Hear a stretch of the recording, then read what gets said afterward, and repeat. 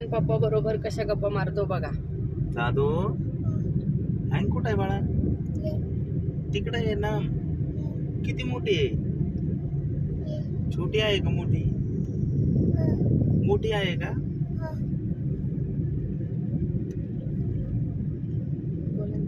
दादू